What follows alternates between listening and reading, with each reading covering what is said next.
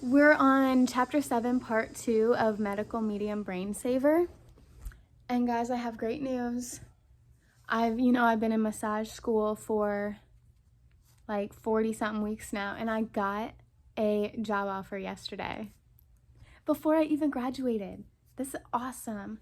I did my practical yesterday, and yeah, it went really good because she offered me the job, so that's amazing. I think I might do an update, massage chit chat update. But for now, darn, I don't have my pencil. How tired are y'all about me not bringing my pencil? Anywho, I have celery juice because it's the morning. I didn't just wake up, but I pretty much just woke up. I love celery now. Vitamin B12 deficiencies. Man, I really wish I had a pencil. Vitamin B12 is a necessity for the brain. A top reason is because B12 strengthens brain tissue so that tissue can survive electricity. Every cell in the brain requires B12 for that cell's survival. It's a required nutrient for brain cells to live longer. B12 is meant to be embedded into brain cell walls, allowing for quick cell repair when brain cells become intoxicated or damaged. As we've well established by now, your brain gets hot from electricity. That may be from an emotional challenge or the brainstorm of an emotional conflict. That brain heat may be from problem solving or pressure in life, work, or school. Brain heat may come from exercising when your brain is highly alert to every single movement you're making, sending signals to every single muscle throughout your body. Your brain tissue is an engine that's being used. How much B12 is readily available in each cell of your brain determines your brain's recovery from anything that challenges it. For ideal recovery, every single brain cell has to be at 60% or more of its B12 capacity, and that B12 has to be bioavailable. B12 is brain cell soluble. The two organs that receive B12 the most and the most easily are the liver and the brain. If a brain cell is under 60% of its B12 capacity, small damages occur to the brain cell. If a brain cell is under 30% of its B12 capacity, larger damage occurs to it. And if a brain cell is under 5% of its B12 capacity, extreme damage to the brain cell and the brain cell walls may not be repairable. Oh, wow. Passing negative thoughts can't deplete your brain cells of B12. Positive thoughts can't refill your brain cells with B12. Yet negative experiences like betrayal, broken trust, losses, relationships, world tragedies can deplete your brain cells of B12. And even positive experiences can deplete your brain cells of B12. Happiness, joy, fun, play, for example, ski trips and other active vacations, new relationships, new opportunities, new babies, new jobs, all take B12. If you lose your B12 from your brain cells, you can become played out, burnt out from too much play, and not recover easily. You can become drained from too much fun and need a vacation from your vacation. A difficult emotional struggle can do the same. It can burn you out if you're lacking B12 in your brain cells. Recovery is very difficult without the ample amount of B12.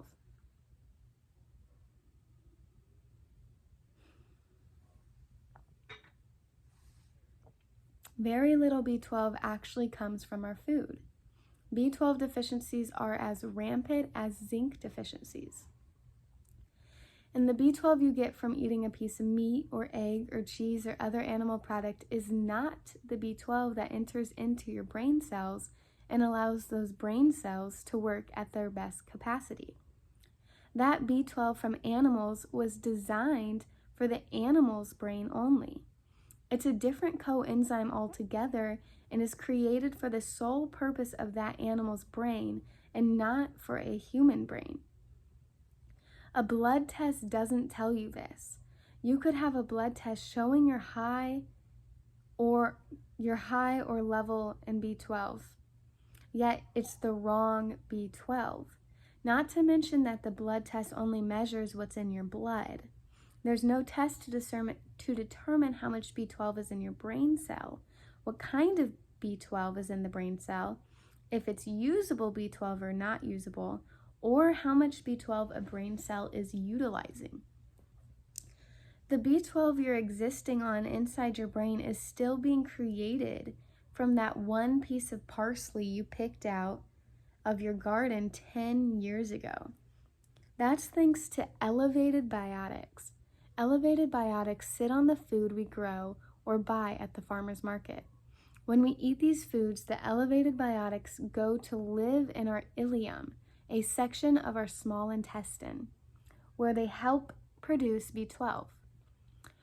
Once B12 is produced in our body, our liver is there to be a storage bin for it. And most food and supplement forms of B12 has to be converted by the liver to allow methylation to occur. The B12 that our body produces in the ileum from elevated biotics doesn't have to be converted, only stored in the liver. If our liver isn't functioning well, meaning we don't store B12 and convert B12 from outside sources to make it more soluble and usable to brain cells, we become B12 deficient as a result of our stagnant, sluggish liver. When we step on the gas in our car and hit it hard, we're relying on the strength of the nuts and bolts to hold the car together so it doesn't start falling apart. When we're using our brain, B12 is one of those nuts and bolts holding it together. Some people blow through their B12 supplies faster due to different experiences and exposures using up their reserves.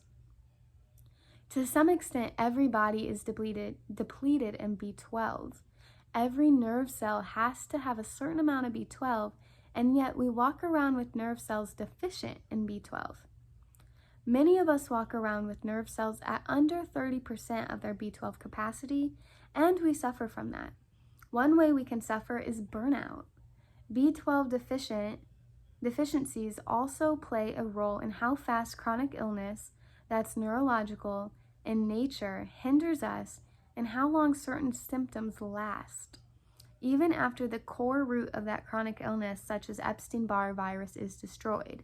When we're in recovery, nerve recovery can take even longer due to a lack of B12.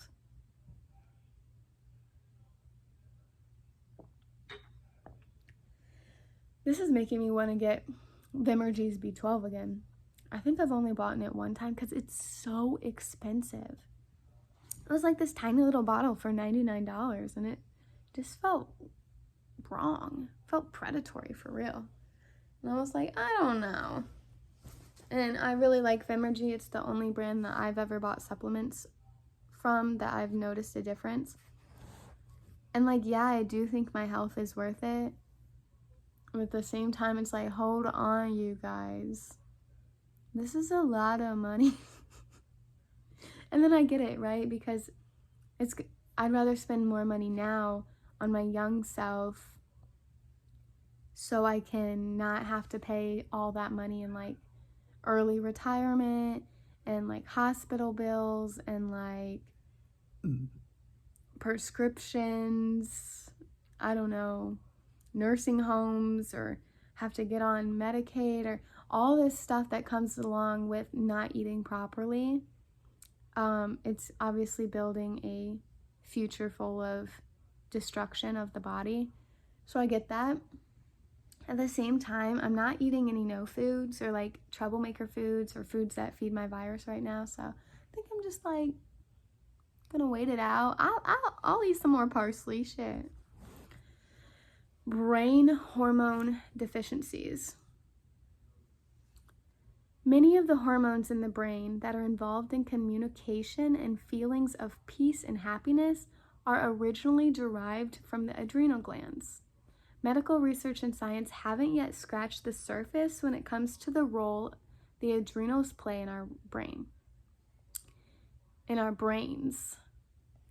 In addition to producing reproductive hormones, our adrenal glands also produce some varieties of neurotransmitter hormones and hormone chemicals from brain functioning.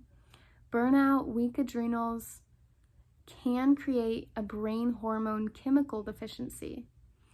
Our liver also has an ability, when functioning optimally enough, to produce some brain chemical hormones. As you'll read soon, most people aren't living with livers that are functioning optimally, so a stagnant, sluggish liver contributes to brain hormone deficiencies in its own way. And there are neurotransmitter chemical hormones that are meant to be produced inside the brain and can be reproduced over and over again, developed to match specific neurons. That is, when a neuron cell develops, a matching neurotransmitter chemical develops with it. If we're missing the building blocks required for certain neurotransmitter chemical hormones to develop to match certain neurons, we can become deficient in these chemical hormones. Enough of them won't develop. The brain actually has a miraculous ability to develop neurons themselves, even when faced with severe deficiencies. Don't we love the human body? So cool.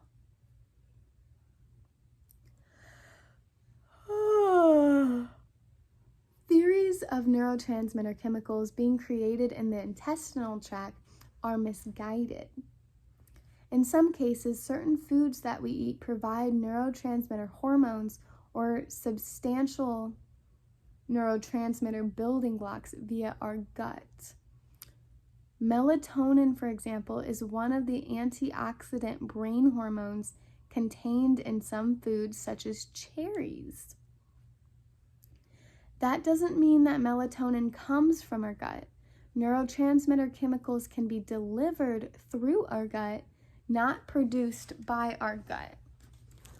While the food we eat can become building blocks to support the development of a neurotransmitter chemical compound, the intestinal tract itself does not create the neurotransmitter. Our brain, liver, and endocrine system, including the adrenals, hypothalamus, and pineal gland, contribute to neurotransmitter production, not our gut. We've come to a place of oversimplification. We like to point to our gut for everything. People don't know why they're sick, yet they think the gut is responsible. Because alternative medicine is in the process of brainwashing every individual that their problems all stem from their gut, that their small intestinal tract and colon are responsible for everything happening inside their body. They're brainwashing people because they're brainwashing themselves. At the same time, alternative medicine has people trained to consume lots of coffee, other forms of caffeine, wine, and CBD oil. Everyone is sharing bodily fluids in relationships.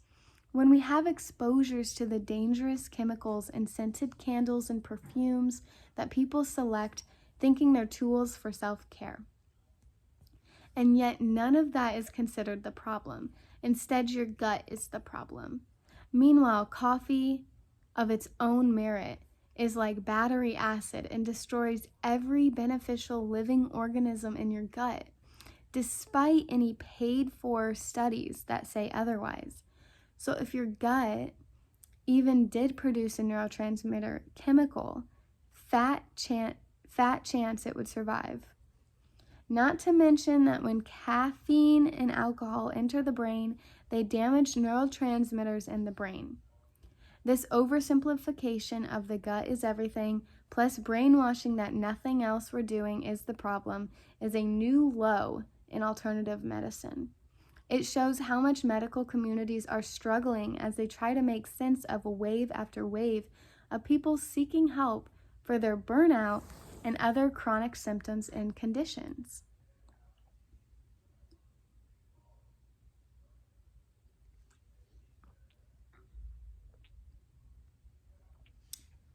I was never a coffee drinker. Thank God, honestly. I didn't like it. I tried it. Like, my mom is a huge coffee drinker, like every day, multiple cups a morning, right? And I was like, what's the big deal? Like, let me try. No. Now, I did, like, as a kid, I sometimes went to Starbucks and I got those, like, super sugary Frappuccino things. They were, like, chocolate and, like, only a shot of coffee. Those were good, but they hurt my stomach really bad. So I only had them a few times because that just, like, excessive amount of sugar hurt. But they were good, I'm not gonna lie. And I haven't had coffee in years because I never liked it. I did actually work at a coffee shop once. I say once, like it was a job when I was a teenager, I think. I think I was like 19. I loved working at the coffee shop, but I hated the coffee. I didn't like the coffee, but I was great at making it.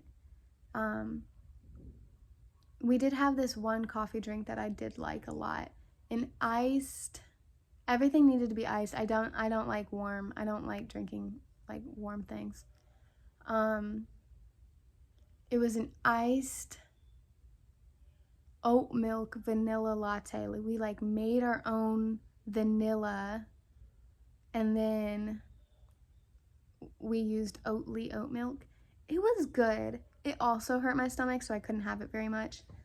It was really good, and it was also an espresso shot of coffee. A little too much for me, personally. It was my first time ever having espresso, so it was just too much. But nonetheless, I worked at a coffee shop, and I see how addicted people are to coffee. Like, it's crazy. It's really crazy, and especially because I was like learning about all of this and how toxic coffee is as I'm working at the coffee shop, and I felt like it didn't align with me anymore, so I did stop that. Anywho, chronic dehydration. Your brain needs to receive water, and it receives the water via your bloodstream. If your blood is lacking water, your brain will know. Water in the bloodstream is part of the brain's cooling mechanism, along with glucose, and you need water in your blood to carry that glucose. Water helps thin out your blood so glucose can be carried to your brain in a timely fashion, so your brain doesn't go hungry. Without a proper water level in the bloodstream, glucose won't arrive to the brain at a proper level either. Even if you're consuming glucose-rich food, it goes both ways because you need glucose for that water to do its job. The cooling effect of water on the brain only works when there's enough glucose to carry along with it. You also need both water and glucose in your blood to carry electrolytes and trace mineral salts. The regulators that allow the brain to function without overheating or becoming overactive or underactive. When it comes to chronic dehydration, it's not just about whether we're drinking water that contains electrolytes or not. This is about the need for water, period. Drinking water without electrolytes and trace mineral salts doesn't mean the water running through your bloodstream to your brain is void of electrolytes and trace minerals. The water in your bloodstream can pick up electrolytes and trace minerals that have been provided to your bloodstream from food sources. More relevant to chronic dehydration is the question, how thick is your blood? If your blood is too thick and there's not enough water in your bloodstream, regardless of how many electrolytes or trace mineral salts that water is carrying, the lack of water reaching your brain is a foundation for this type of chronic dehydration.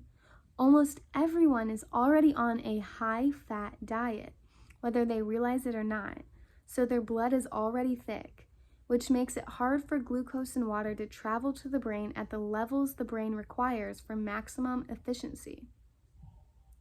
Your blood can also get thick when you're not getting enough hydration in the first place, when your blood is filled with adrenaline from caffeine or fight or flight, or when your liver is stagnant and sluggish, meaning that your liver is filled with poisons, toxic heavy metals, and pathogenic byproduct. Caffeine and adrenaline are dehydrating on their own, so these make it difficult to get ahead of chronic dehydration. Thick and gooey blood will not support the proper levels of glucose, trace mineral salts, electrolytes, and oxygen, meaning that brain cells become deficient easily when we're chronically dehydrated, setting us up for burnout. I'm actually just gonna move a little bit to the other side of the bed. Ooh. Okay. I wonder if that is why some people struggle to get their blood drawn. Like, if sometimes the nurses is like, oh wow, that was so easy, you got your blood drawn, I could get into the vein or whatever right away. And then others, they have to prick them 3, 4, 5 times, and it's still a struggle. I wonder if they have dirty blood syndrome, like thick blood, and that's why. I don't know though. Your liver is your brain's best friend. Okay, I was making sure it was going. When we go through a relationship breakup, we hurt. Our hearts hurt. The same is true when we experience some type of broken trust or betrayal. When we go through an event that's traumatizing in some way, to get you through it, a large spurt of reserves is used up in your brain due to an electrical storm that's occurring because of the traumatizing event or difficult situation you're up against. As your brain undergoes the stress of these challenges, neurotransmitters get dehydrated and many even get eaten up and destroyed. Neuropathway chemicals get overutilized while chemical compounds, amino acids, and enzymes get burnt up. Glucose, glycogen, electrolytes, and trace minerals get eaten up quickly. On top of this, we don't know how to support our brain when we go through this trauma.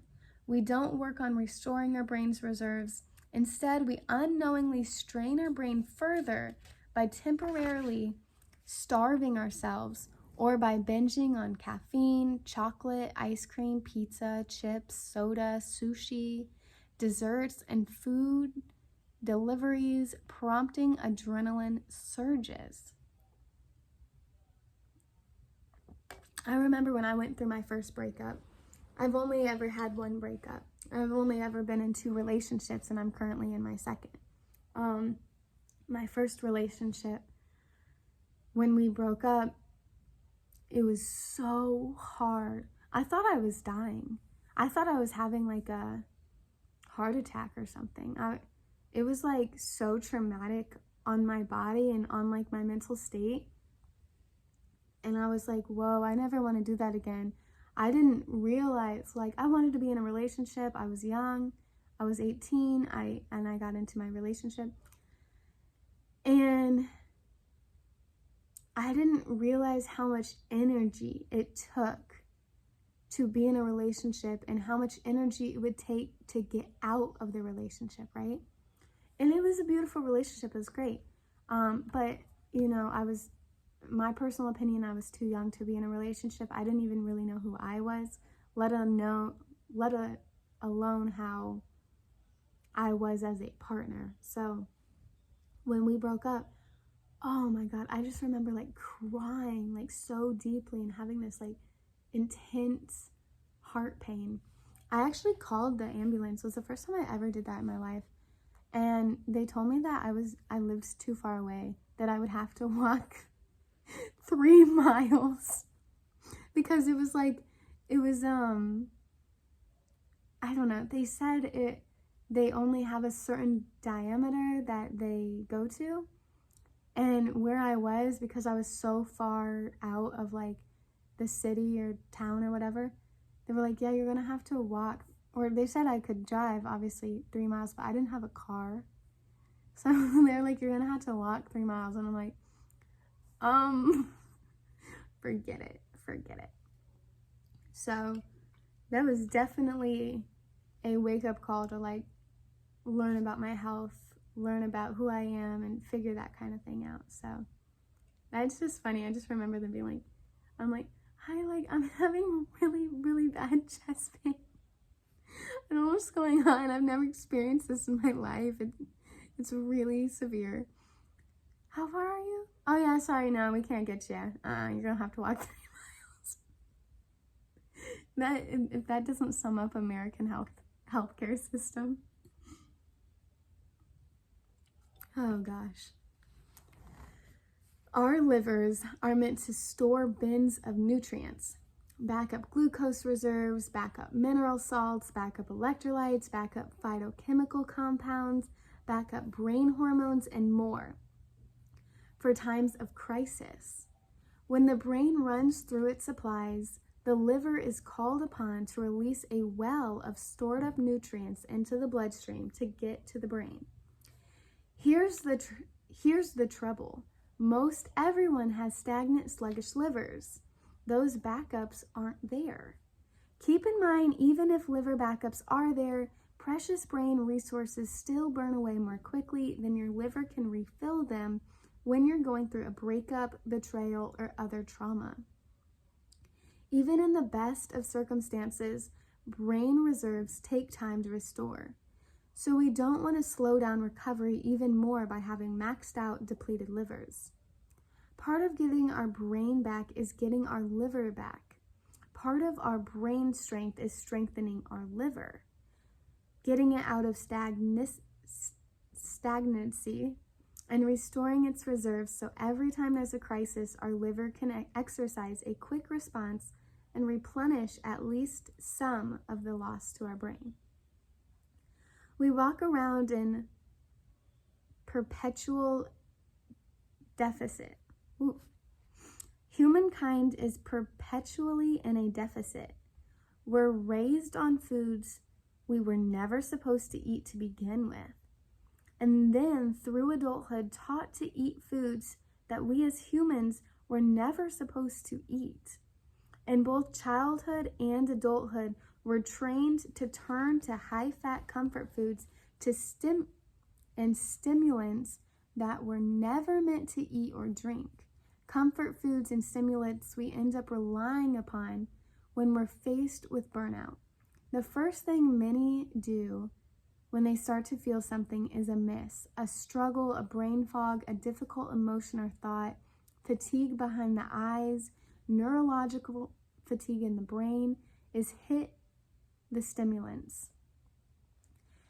And the minute they feel an adrenaline high with electrical fire at maximum, whether from the stimulant, for example, a daily psychoactive drug addiction such as caffeine. I did not know caffeine was classified as a psychoactive drug. Or from drama that's occurring in life, they reach out to high-fat comfort food that humans weren't even supposed to learn to consume in the first place. Why aren't these foods as innocent as they seem? Because they aren't supportive of burnout or what's behind burnout in the first place. More than not supportive, these foods are unproductive for anyone dealing with burnout, hindering both the liver and the brain. And yet, they're the foods we're taught to reach for to soothe ourselves, numb out, or power through. In Chapter 30, Brain Betrayer Foods, and Chapter 28, Brain Betrayer Food and Supplement Chemicals, you'll uncover much more about how food and food chemicals can hinder us. Our liver is meant to be our library of nutrients, a library of photochemical compounds, antiviral and antibacterial compounds, trace minerals, macro minerals, enzymes, hormones, glucose, and more. When our liver gets stagnant and sluggish because of a high-fat diet, whether from poor or high-quality fats, our liver loses the ability to catalog, convert, process, and methylate the critical nutrients our brain needs. That is to say, a high-fat diet is one of the bases of our deficiencies. As we obsess about getting our omegas, we deplete ourselves of every other nutrient, creating an acidic environment that atrophies the brain and draws critical trace minerals and phytochemical compounds out of our brain and even out of our skull. To be clear, no one is deficient in omega fatty acids. Omegas from sources such as fish, cheese, nuts, seeds, nut butters, seed butters, avocados, and oil do not make up what you lose when you put them front and center in your diet. Ooh. I'm gonna stop here. Yeah, I hope you guys enjoyed. This has been a really nice chapter. We're gonna finish the chapter in the next video. Bye, guys.